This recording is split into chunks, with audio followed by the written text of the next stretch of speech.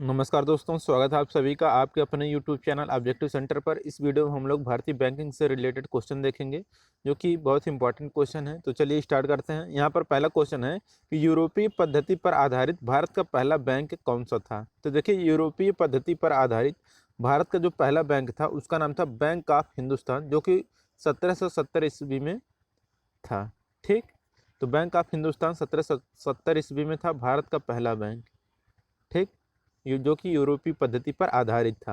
अगला है कि सीमित देयता के आधार पर प्रथम भारतीय बैंक कौन सा था। तो देखिए, सीमित देयता के आधार पर प्रथम भारतीय बैंक जो था उसका नाम था अवध कमर्शियल बैंक, जो कि 1881 का था। ठीक, अगला है कि पूर्ण रूप से भारत देश का पहला बैंक 1894 ईस्वी में स्थापित पंजाब नेशनल बैंक है। तो ये क्या था कि पूर्ण रूप से भारत देश का जो पहला बैंक था 1894 ईस्वी में स्थापित किया गया था, जिसका नाम था पंजाब नेशनल बैंक। भारत का केंद्रीय बैंक कौन सा है। तो देखिए, भारत का जो केंद्रीय बैंक है वह भारतीय रिजर्व बैंक है, जिसकी स्थापना आरबीआई एक्ट 1934 के तहत अनुसूची 2 के तहत 1 अप्रैल 1935 को 5 करोड़ रुपए की अधिकृत पूंजी के साथ हुआ था। तो 5 करोड़ रुपए की अधिकृत पूंजी के साथ हुआ था 1 अप्रैल 1935 को।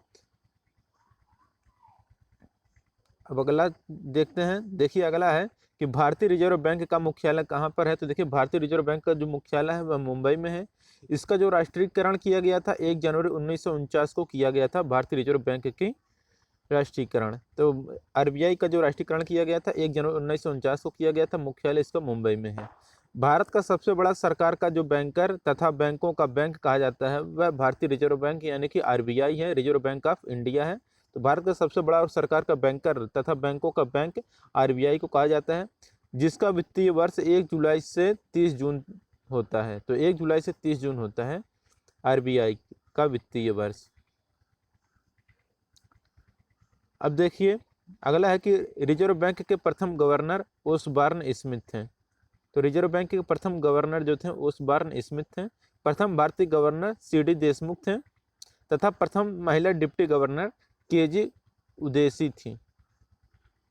अगला है केंद्रीय बैंकिंग जांच समिति की स्थापना कब हुई थी। तो देखिए, केंद्रीय बैंकिंग जांच समिति की जो स्थापना हुई थी 1931 ईस्वी में हुई थी। अगला है कि 1921 में 3 प्रेसिडेंसी बैंकों को मिलाकर इंपीरियल बैंक की स्थापना की गई थी। तो 1921 में 3 प्रेसिडेंसी बैंकों को मिलाकर इंपीरियल बैंक की स्थापना की गई थी। हालांकि 1 जुलाई 1955 को इंपीरियल बैंक का नाम भारतीय स्टेट बैंक रखा गया। तो जो है आपका भारतीय स्टेट बैंक, इसका पहले पुराना नाम था इंपीरियल बैंक। तो परिवर्तित नाम कब किया गया था। तो 1 जुलाई 1955 को किया गया था, जिसकी अनुशंसा गोरेवाला कमेटी ने किया था। भारत का सबसे बड़ा व्यावसायिक बैंक कौन सा है। तो देखिए, भारत का जो सबसे बड़ा व्यावसायिक बैंक है वह एसबीआई है।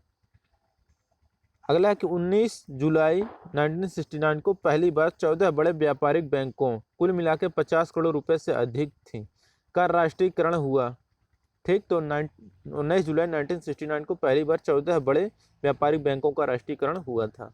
अगला कि 15 अप्रैल 1980 को दूसरी बार अन्य 6 बड़े व्यापारिक बैंकों का राष्ट्रीयकरण हुआ था। कुल जमाएं कितनी थी। तो 200 करोड़ रुपए की थी। अगला है कि भारत में बैंकों के राष्ट्रीयकरण इंदिरा गांधी के समय में हुआ था। किस संस्तुति हजारी समिति ने की थी। तो भारत में बैंकों के राष्ट्रीयकरण की संस्तुति हजारी समिति ने की थी, जो कि इंदिरा गांधी के समय में हुआ था। हालांकि बैंकों के राष्ट्रीयकरण के समय एल के झा आरबीआई के गवर्नर थे। तो बैंकों के राष्ट्रीयकरण के समय एल के झा आरबीआई के गवर्नर थे। वर्तमान में राष्ट्रीयकृत बैंकों की संख्या कितनी है। तो देखिए, वर्तमान में राष्ट्रीयकृत बैंकों की जो संख्या है वह 12 है। अगला कि देश का पहला क्षेत्रीय ग्रामीण बैंक 2 अक्टूबर 1975 ईस्वी में स्थापित किया गया था। देश का पहला क्षेत्रीय ग्रामीण बैंक 2 अक्टूबर 1975 को स्थापित किया गया था। हालांकि 2 अप्रैल 1994 को स्थापित यूटीआई बैंक का नाम बदल के 30 जुलाई 2007 से एक्सिस बैंक किया गया। तो जो हमारा वर्तमान में एक्सिस बैंक है, पहले इसका नाम हुआ करता था यूटीआई बैंक। देश में सर्वाधिक शाखाएं किसकी हैं। तो देखिए, देश में सर्वाधिक शाखाएं स्टेट बैंक ऑफ इंडिया की हैं, यानी कि एसबीआई की हैं। अगला है कि भारतीय बैंकों की सर्वाधिक शाखाएं कहां पर हैं। तो देखिए, भारतीय बैंकों की जो सर्वाधिक शाखाएं ब्रिटेन, जो कि यूके में है। ठीक, अगला है विदेशों में सर्वाधिक शाखाएं किसकी हैं? तो देखिए विदेशों में सर्वाधिक जो शाखाएं हैं वह SBI की है। ठीक, अगला है देश का प्रथम महिला बैंक। भारतीय महिला बैंक की स्थापना 19 नवंबर 2013 को मुंबई में किया गया था, जिसका विलय 1 अप्रैल 2017 को भारतीय स्टेट बैंक में हो गया है। ठीक, ये हो गया। अगला है कि बैंकों में ग्राहक सेवा सुधार से संबंधित समिति वोइपोरिया समिति है। पहला म्यूचुअल फंड US 64 है, तो पहला जो म्यूचुअल फंड है वह US 64 है।